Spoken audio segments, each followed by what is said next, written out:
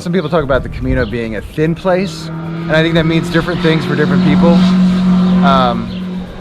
I think of it as kind of like a place where, you know, the sacred and the ordinary become translucent, and where what you might see as ordinary, when your heart is open, you're open to receiving so much more of the meaning of every day of life, of the food that you eat, of the people that you meet along the way. I also have seen this as a thick place, in that there have been times where emotions have been thick, where our past experiences, our memories have all kind of folded in together like a thick pudding, and it's felt like a struggle to get through.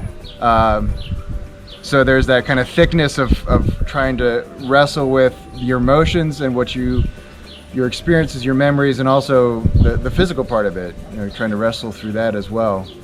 Yeah, and I think we just experienced a Mass and blessing for pilgrims this evening, and for me that was a bit of a thin place, where people from many different traditions came together to experience the richness of love, of communion, in a way that transcends understanding, transcends our theologies, our different theologies, our different ways of seeing the world.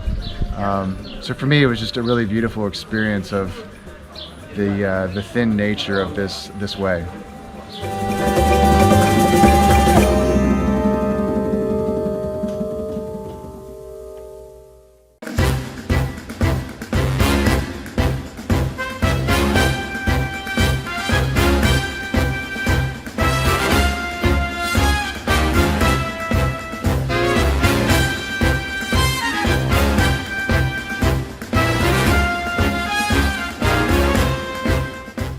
Muchas gracias.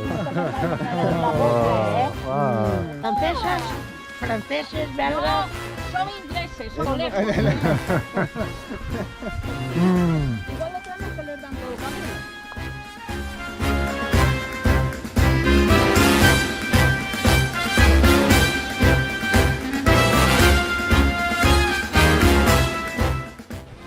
We sit here on the top of a mountain, like quite literally. You can see down there beautiful green lush valleys. We hope some downward pavement tomorrow, and I'm thinking tonight about the highs and the lows of this journey, some of the deeply sacred conversations that we've had and things that we've experienced, but also the pain of climbing a hill all afternoon long, or being away from the people that we love, and not being able to share as intimately perhaps with those who we are missing, and that is symbolic of a life well lived, the ups and downs, the highs and lows, the beautiful vistas and the slog that sometimes requires of you to get there. Lots to process, and still more miles ahead.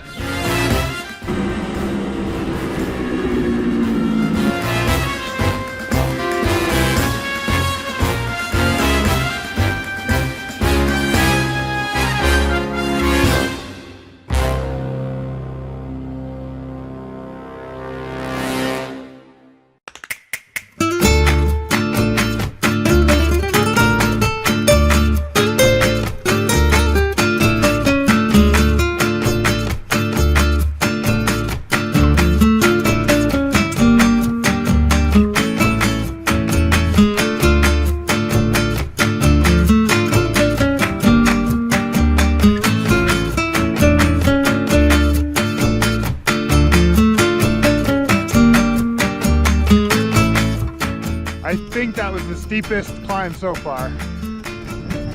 I know we're not at the highest elevation, we are at a very high elevation.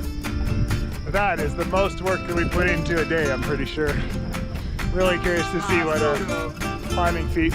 I mean, it wasn't as physical as day 1 or 2 where we were pushing our bikes. The surface was much better, but wow, that was constantly up for.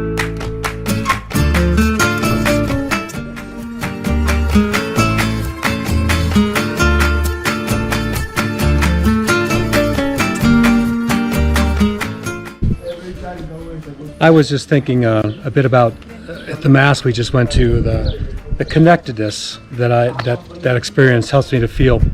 One of the things we've wondered about is just we've loved our bike riding experience, and yet we realize for those who walk every foot of the path on their own feet, there's a different experience. It takes longer.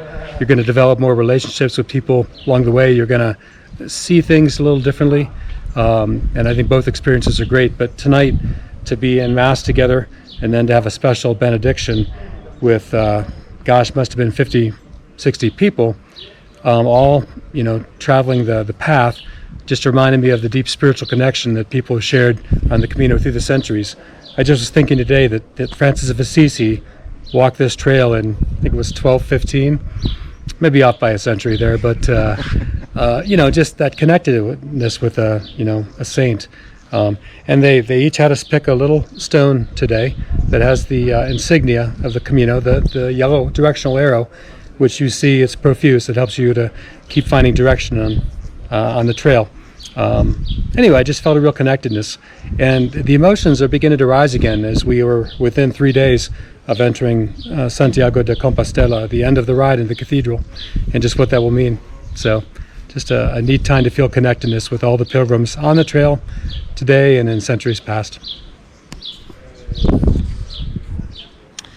And just a public service announcement. If you ever find yourself riding with both Mike and Ben, particularly on an uphill, be prepared to feel like you're stuck between 2 radio stations. You know, the old manual, and when you dialed, you actually caught 2 different stations at the same time. So it's like riding with both, U2 Zeropa and smooth jazz Kenny G at the same time. It's quite an experience. There you go. That's your public service announcement for today.